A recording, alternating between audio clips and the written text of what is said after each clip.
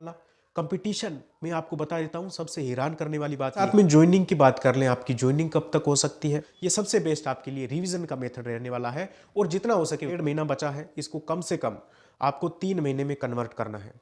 नमस्कार, हम नाम राकेश कुमार, आप सभी का स्वागत है। कुमार राकेश प्लेन पे। सो बात करने वाले हैं ईओआरओ भर्ती को लेकर, जिसमें कि आपके पास ये जो टाइम बचा है बहुत कम टाइम बचा है, लेकिन सबसे महत्वपूर्ण टाइम आपके लिए जो है वो यही है।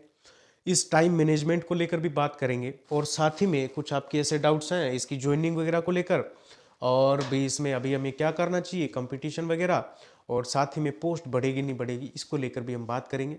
आपको मोटिवेशन भी मिलेगा।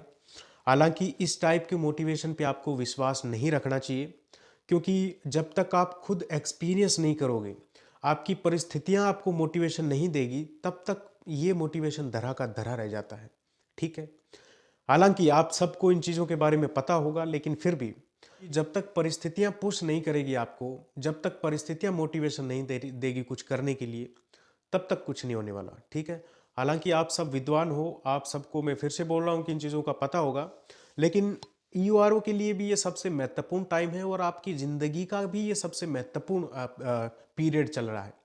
इस ज़िंदगी को आप ढंग से जी लीजिए, क्योंकि इन चीज़ों के आपको अभी लग रहा होगा कि भी पीछे जो टाइम गया है बचपन का, स्कूल का, कॉलेज का, वो बड़ा मस्त था। लेकिन आने वाले टाइम में अगर आपको सबसे ज़्यादा याद आएगी तो वो ये जो जवानी के पल हैं, क्योंकि इस टाइम में हम कुछ भी कर सकते हैं। हमारे अंदर जोश है, हमारे अंदर जुनून है, तो पड़े पड़े तो नहीं गुजारना है। एक ज़िंदगी है, कुछ ऐसा कर जाना है कि लास्ट में संतुष्टि मिले हमें। कोई नरक और कोई स्वर्ग वर्ग कुछ नहीं मिलने वाला। ठीक है। ये एक ज़िंदगी मिली है, उसके बाद में अंधेरा ही अंधेरा है। ना तो कभी हम जिए और ना कभी हम मरे। ठीक है। ऐसा कुछ अपना रहने वाला है। तो कुल मिला के पहली बात है कि आपके जीवन में संतुष्टि होना बहुत ज़रूरी है, और ये तभी आएगी जब आप जो आपकी इच्छाएं हैं उन पे आप मेहनत करके कमा लो। हालांकि देखने पे आपको फील होता है कि मैं भी ऐसा काश होता। ठीक है। तो कुल मिला के मेहनत कीजिए, अपने सपनों को साकार कीजिए, क्योंकि बहुत याद आएगी फिर आपको इन चीज़ों के बारे में। तो वो आपके अंदर जो टीस है वो ना रहे, संतुष्टि से अपना जो है वो आगे का टाइम कटे। हम भी ये कहें कि हमने भी बहुत कुछ किया है, ये नहीं कि यार काश कर लेते। ये काश अपने बीच में नहीं आना चाहिए। तो देखिए, अब जो 1 महीना बचा है दोस्तों, इस 1 महीने को आपको कम से कम 2 महीने में तो कन्वर्ट करना ही करना है। ठीक है। सॉरी, अभी जो आपके पास 1.5 महीना बचा है, इसको कम से कम आपको 3 महीने में कन्वर्ट करना है। ये कैसे करना है इसी के बारे में बात करें तो अगर आप 6-6 घंटे भी पढ़ रहे थे तो अब आप 12 घंटे पढ़िए। 8 घंटे पढ़ रहे थे तो 16 घंटे पढ़िए। सिर्फ 1 महीने की मेहनत है। 1 महीने, मुझे नहीं लगता बहुत कुछ आपका बिगड़ जाएगा। बस 1 महीने मेहनत कर लीजिए। आने वाली पीढ़ियों की, और पीढ़ियों की हम क्यों सोचें, हम खुद का सोचें। हमें पूरी ज़िंदगी भर संतुष्टि मिली रहेगी, ज़िंदगी अच्छे से कट जाएगी, दुख नहीं देखने पड़ेंगे। ठीक है। तो जितनी मेहनत हो सके उतनी झोंक दो, और सक्सेस होना है मतलब होना है। ये भी डिमोटिवेट भी नहीं होना, क्योंकि सिलेक्शन तो यही 100 सवा 100 का होना है। ये इतने हज़ारों जो प्रिपरेशन कर रहे हैं उनका तो नहीं होना। तो डिमोटिवेट नहीं होना, हमें मौके और मिलेंगे। अभी अपना एक ही मकसद है कि हमें निष्काम कर्म करना है। ठीक है। हमें ये नहीं है कि हम कुछ इच्छाएं पाल लें बहुत सारी और फिर उनके ऊपर काम करें और फिर हम डिमोटिवेट हो जाएं। ये सबसे बड़ी गलत बात है अपनी ज़िंदगी के लिए। ठीक है। निष्काम कर्म कीजिए, जितनी मेहनत हो सके उतनी करिए, लेकिन जो हमें पाना है उसके बारे में बहुत ज़्यादा नहीं सोचना, क्योंकि वो हमें बाद में दुख देता है।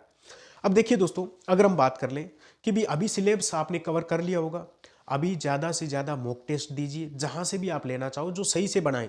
ऐसा नहीं कि कोई आपको हार्ड दे रहा है और आपको लग रहा है कि मुझे तो आ ही नहीं रहा, इसका बेस्ट है। ऐसा कुछ नहीं है। आपको क्वेश्चन जो पिछली पेपर में जो लेवल था ना, उससे थोड़ा सा आप ऊपर बना लो। ठीक है। तो लगभग आपके वही रहेगा। हमें तो ढंग से पढ़ना है ना, हमें तो बात यह है कि कहीं से भी कुछ भी आ जाए, हमें करना है। ठीक है। हमें करना है, हमें पढ़ना है।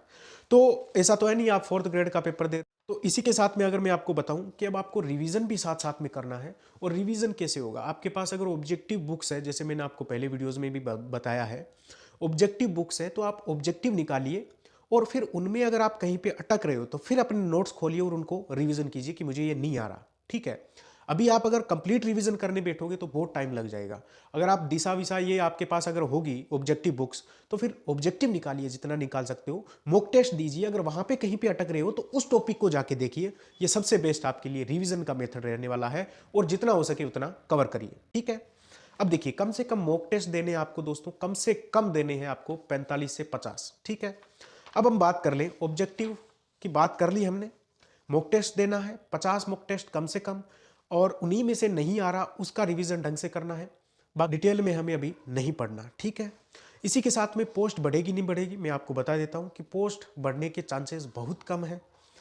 और इसी के साथ में अगर हम बात कर लें दोस्तों कि अगर बढ़ भी जाएगी तो कितनी, कोई 15-20 बढ़ जाएगी, कोई ज़्यादा फर्क नहीं पड़ने वाला। कंपटीशन में आपको बता देता हूँ, सबसे हैरान करने वाली बात यह है कि ये जो टाइम है, जब आज से 3-4 महीने पहले जब अनाउंस हुआ था उस टाइम बहुत ज़्यादा एक बार हुआ था, 2-3 महीने तक, 2 महीने तक मान लो।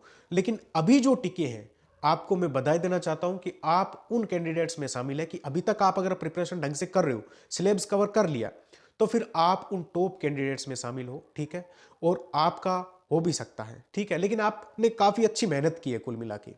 लेकिन आप बोलोगे सिलेक्शन नहीं होगा तो फिर इस मेहनत का क्या करें। तो देखिए, सब चीज़ों का तो हल नहीं हो सकता, लेकिन हमें हार नहीं माननी है। क्या पता हो जाए, और क्या पता के ऊपर ही पूरी दुनिया टिके है, आप सबको पता होगा। इसी के साथ में ज्वाइनिंग की बात कर लें, आपकी ज्वाइनिंग कब तक हो सकती है। तो देखिए, अगर हम बात करें दोस्तों पिछली भर्ती की, तो पिछली बार जो है वो आपके 2023 में मई में इसका पेपर हुआ था, और रिजल्ट आया था दोस्तों नवंबर में। यानी 6 महीने आपके जो पेपर है इसके रिजल्ट में लगे थे। तो इस बार अगर जितना भी फास्ट करे, कितना भी फास्ट करे, फिर से मान के चलो 4 से 5 महीने आपके लगने ही वाले हैं, क्योंकि आरपीएससी और भी बहुत सारे पेपर्स जो करवा चुकी है, करवा रही है। तो इतना टाइम आपके इसमें लगेगा। उसके बाद में आपके डीवी होगा, यानी 2 महीने उसमें मान लो, और उसके बाद में आपका फाइनल रिजल्ट आएगा, 2-3 महीने उसमें मान लो।